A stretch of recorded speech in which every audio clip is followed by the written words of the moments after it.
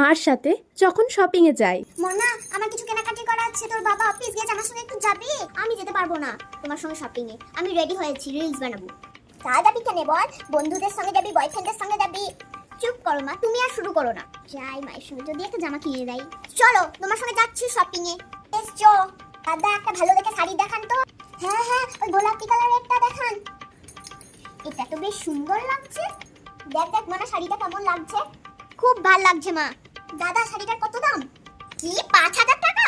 মরণ দশা, ওই দোকানে এই শাড়িটা দেখলাম ৫০০ টাকা। মা তুমিও না? হবে না মানে আমি নিয়ে যাব। এনেন ৫০০ টাকাটা ধরুন, আর এই শাড়িটা আমি নিয়ে চললাম। সত্যি বাবা, মা পারেও বটিস, এই জন্য মায়ের সঙ্গে বাজার আসি না। মরণ দশা, এই শাড়িটা আবার ৫,০০০ টাকা দাম। রিনার মাও নিয়েছে এই শাড়ি ৫০০ টাকায়। আমাকে একটা জামা কিনে দেবে না? দেখ মোনা, আমার কাছে ৫০০ টাকাই ছিল, তার থেকে ১ টাকাও বেশি আনিনি আমি। তোর তো রাত দিন অনলাইন থেকে রাত দিন গাদা গাদা জামা আসছে। মা কিছু কিনলেই তোদের হিংসা হয়। কষ্ট করে এলি তোকে ১০ টাকার ফুচকা খাওয়াবো চ। তোর বাবা ভাল লাগে না, মায়ের সঙ্গে আর কোনোদিন শপিং আসবো না।